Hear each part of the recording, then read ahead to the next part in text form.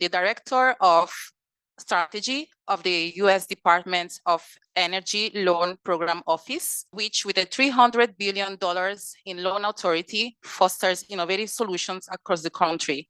Specifically, this money is deployed for is committed to the deployment of clean energy technologies across the nation.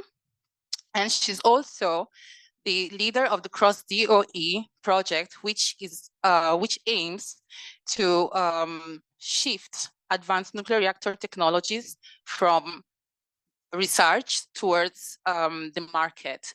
So please join me in welcoming Julie Kozeracki from the DOE. She's here to share her valuable vision, insights, and expertise. So thank you. Wonderful. As you've heard, we are launching an update to the Nuclear Liftoff report that we published last year in March of 2023. So this is the friends and family preview of the report that will be coming out on Monday, September 30th. So why did we write the original Liftoff report? Well, as you heard, Congress created the Loan Programs Office with the Energy Policy Act of 2005, specifically to support the deployment of nuclear, among other clean energy technologies.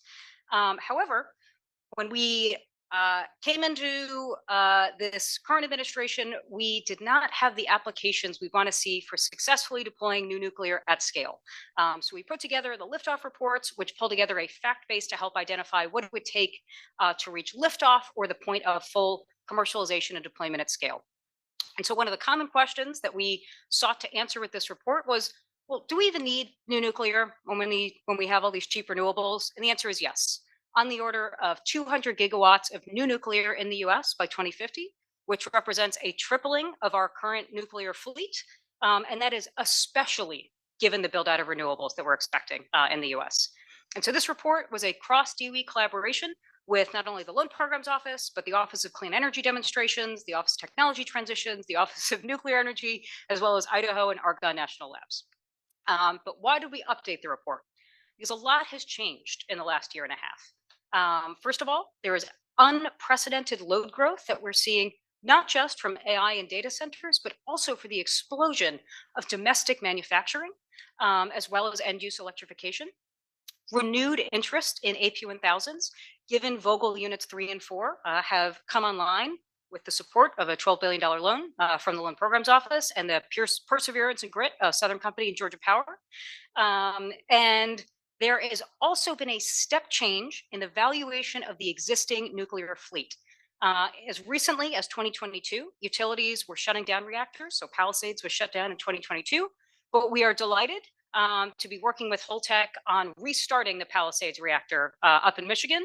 And I think we also the exciting news on Friday about Constellation and Microsoft partnering to restart the reactor formerly known as 3 Mile Island, now known as the Crane Clean Energy Center. Excellent. I think there's also been a huge recognition of the value of those existing nuclear sites, and a recent National Labs NE report found that we could fit up to 60 to 95 gigawatts of new nuclear just at the existing nuclear sites that we already have. So we'll walk through some of the key analyses from the report, and then we'd love to do some Q&A at the end if we have time. So first of all, nuclear has a really unique value proposition for a net zero grid. And of course, we are going to need multiple energy sources to decarbonize at scale. But nuclear is not just clean or carbon-free generation. It's also firm or dispatchable, has a really high capacity factor. It's there when you need it. Nuclear also uses land very efficiently and generates more megawatt hours per acre than any other energy source. It also uses transmission very effectively. And so if you look at a number of power system decarbonization studies, if you try to use mostly distributed or variable resources, it requires an enormous build out of transmission. And so nuclear can help us use our existing transmission assets very effectively. Because if you think about using the transmission wires 90% of the time versus 30% of the time, you don't have to build out as much infrastructure to carry the same amount of electricity. Nuclear also has really concentrated local economic benefits. And so this is not just the direct jobs at the plant, but it's also the knock-on economic benefits of companies being able to site to locations where they want clean, firm power. And so you see this in Georgia, for example, where we have a lot of EV and EV battery manufacturers locating to Georgia in order to access things like all the clean, firm power coming from Vogtle Units 1 through 4. And finally, nuclear has a number of additional applications beyond just bulk electricity, and in particular providing high quality, high temperature heat and steam for industrial applications. But what about the cost? Well, fortunately, including nuclear and other clean firm resources with renewables decreases the cost of decarbonization. So I'm going to repeat that. It is cheaper to decarbonize with nuclear. And so this is a view from a study that looked at decarbonizing California, a state that has terrific solar availability. And so the scenario on the left is one where you try to decarbonize with renewables, so wind, solar, and battery storage only. And the scenario on the right is one where you add nuclear to that system. And so this paper actually used 3 different models, 3 different scenarios, and they all came to the same conclusion that it's about 40% cheaper when you pair nuclear with renewables. So nuclear is not competing with renewables. It is not displacing renewables. We need huge amounts of both nuclear and renewables to decarbonize efficiently. Yes. And so where do those cost savings come from? When you include clean firm resources like nuclear, it not only reduces the need to build additional generation capacity like the solar or wind, but it also reduces the need to build additional energy storage as well as additional transmission. So these are 2 scenarios for decarbonizing the US power sector by 2050. And you can see in the one in the middle where you have about 40% clean firm versus the one on the left where you have about 20% clean firm. You are able to decarbonize with fewer than 1,300 gigawatts across the US. So it really is an efficient way. And again, it's not that it has to be majority, but that 20 to 40% clean firm allows you to balance out a lot of variable generation capacity very efficiently. But what do we mean by advanced nuclear? So for us, advanced nuclear includes both Gen 3+, which are light water reactors with passive safety, like the AP1000s built down at Vogtle, as well as Gen 4 reactors, which use coolants other than water largely. And we include reactors of all sizes, so everything from the large gigawatt scale reactors to SMRs, which are usually about 50 to 350 megawatts, as well as microreactors, which are generally under 50 megawatts. There are a lot of options out there, but it will be important for the industry to down select around a couple of key use cases and key designs to ensure building out efficiently at scale.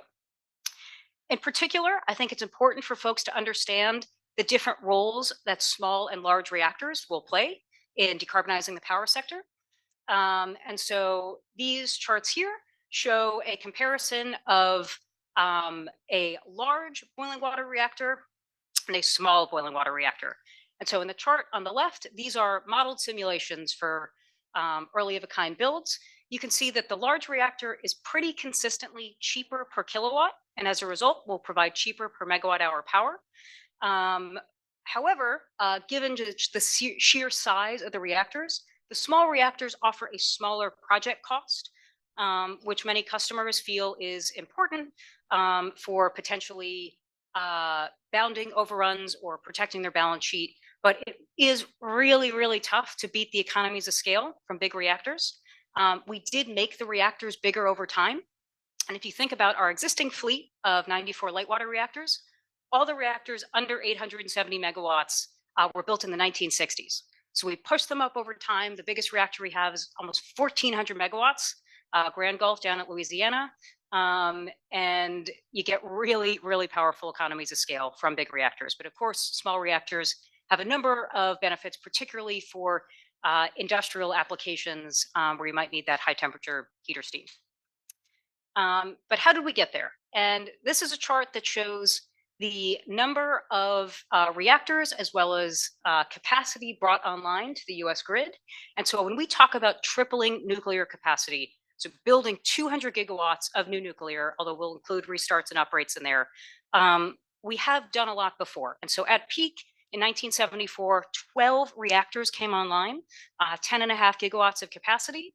And we have a couple of scenarios that show that if we're able to hit a steady state of 13 gigawatts per year by around 2040, 2041, we would be able to get to that 200 additional gigawatts by 2050. So it is important to remember that we've done it before, we can do it again. The other key thing about having a nuclear fleet that was built in the 1970s and 80s is that it is going to be essential to invest in the license renewals for those reactors.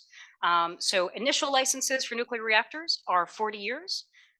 There are many that have received their 60-year license renewals, but there are subsequent license renewals that should allow these reactors to operate for 80 years.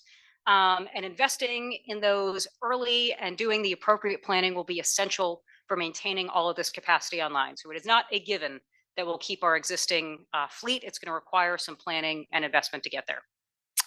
An additional fact about our existing nuclear fleet is that we have built over 50 unique designs. And so when you hear folks ask about, well, why doesn't nuclear see learning curve benefits? And surely there must just be something uniquely wrong with nuclear. It's important to remember that we've effectively done over 50 first-of-a-kind projects, and it will be really essential to down select and standardize reactor designs to actually be able to come down the cost curve.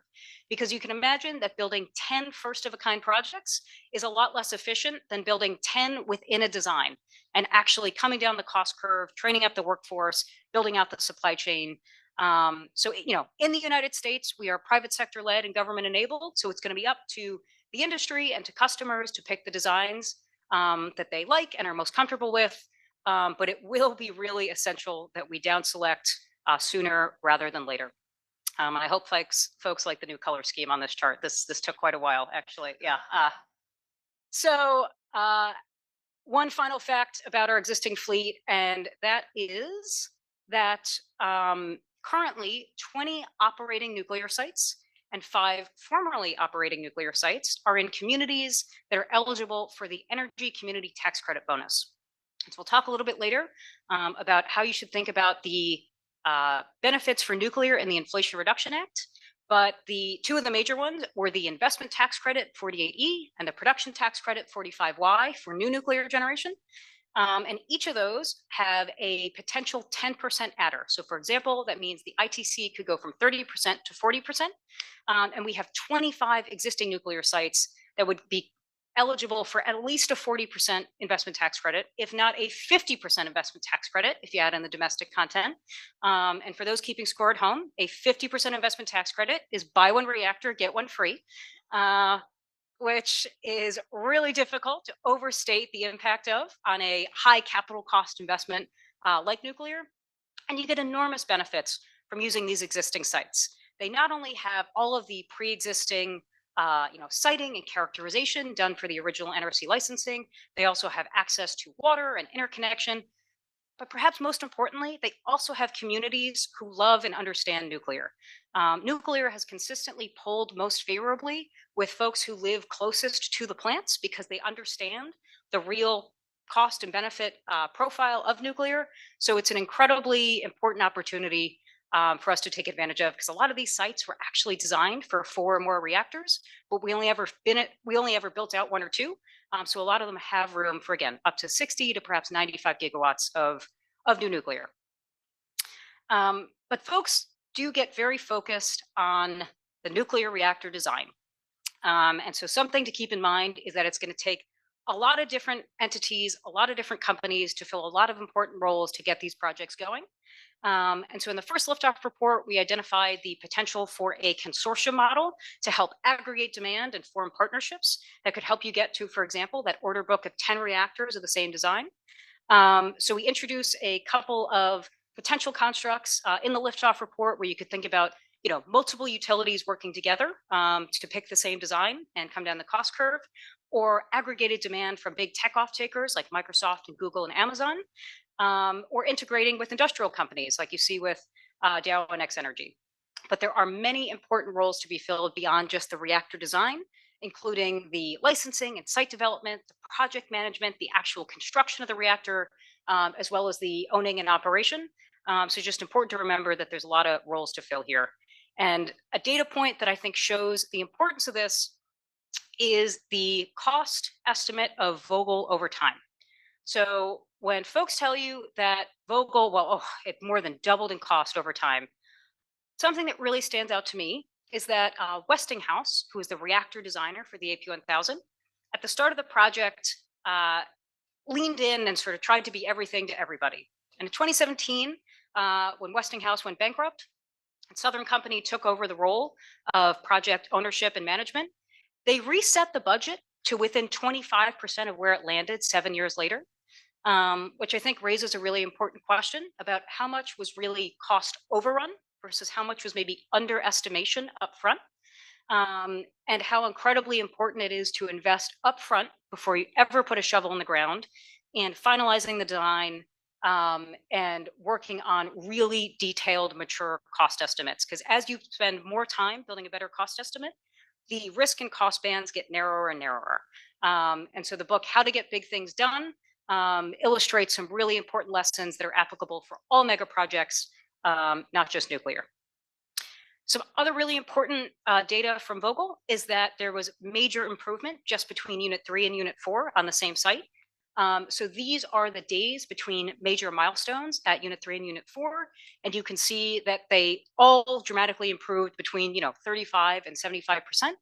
And so it is tough to do totally disaggregated accounting given the shared resources, but Unit 3 was about 30% more efficient to build than Unit 4 and about 20% cheaper, which is a pretty powerful testament to building just even one more unit within the same design.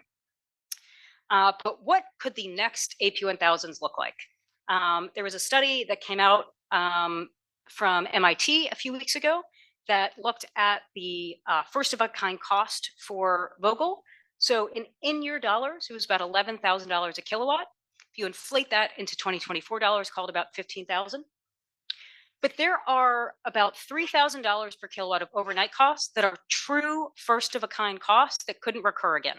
Now that you have a complete design, a supply chain that's been stood up, and a workforce that's been trained, as well as some Vogtle specific inefficiencies that would be really difficult to replicate. So for example, using the NRC's Part 52 process with an incomplete design that led to almost 200 license amendment requests.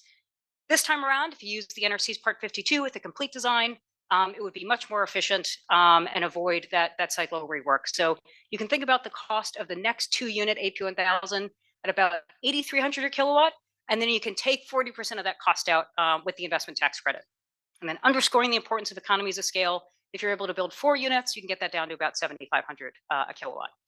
And however, a lot of people want to talk about LCOE, and we have a couple pages in the report that talk about just how flawed of a metric LCOE is, but the people want LCOE, so we give them LCOE. And so in this chart, you can see all the way on the left-hand side, and I apologize, a lot of boxes of numbers here, putting in the actual values for Vogtle that get you an LCOE of about $126 a megawatt hour. If you inflated that into today's dollars, put us in the higher interest rate environment that we're in now, you get almost a 50% increase in cost. But if you load that up with IRA benefits, so an 80% loan from the Loan Programs Office, a 40% investment tax credit, and 5-year depreciation, you are already under $100 a megawatt hour at the same cost as Vogtle, inflated into today's dollars. That is just how powerful the IRA benefits are for nuclear. And then if you build in the expected cost reductions and schedule shortening, you get down somewhere closer to $60 to $80 a megawatt hour. But I think that's really important, that you don't even have to believe that we'd see any cost reductions from Vogtle.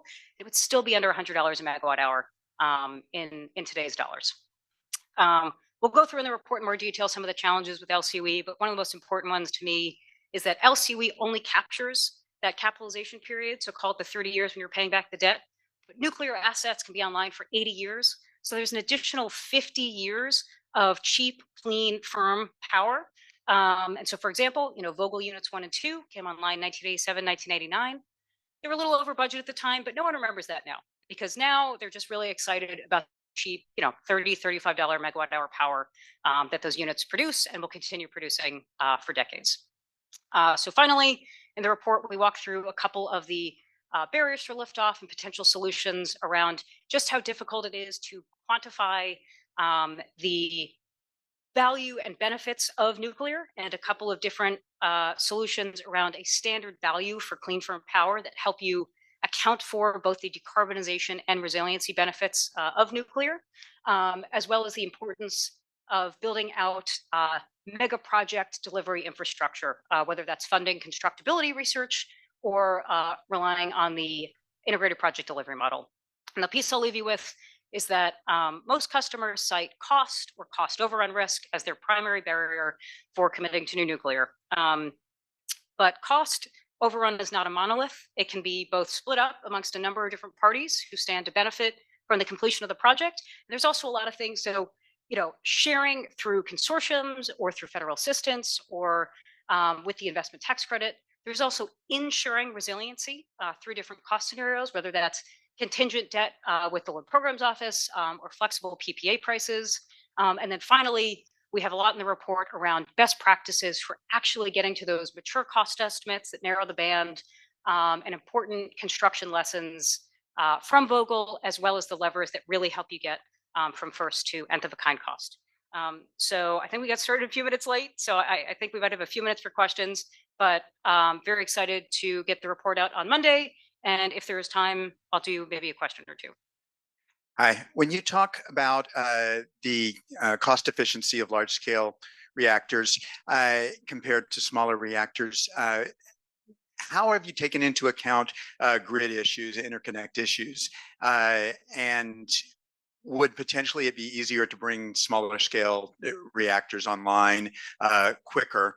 And then when you think about like data centers, for instance, you could theoretically have a microgrid to serve a single large data center, and whether that would be economically efficient.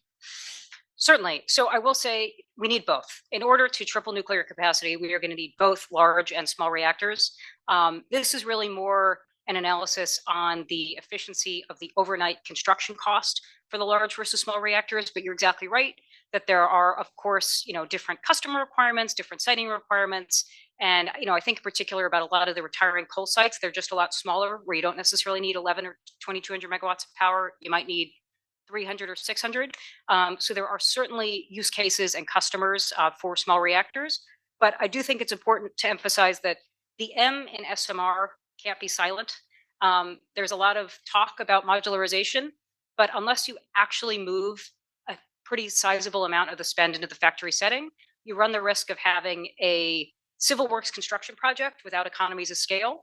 And so it's really important that for those SMR applications, people are able to identify where you're able to drive the cost out so they can serve those customers well. Hi, thank you for a really good presentation. My name is Mads and I'm from Denmark. And I paid a lot of attention to the graph that shows that the total system costs of the transition will be lower when you have a lot of clean firm in the system.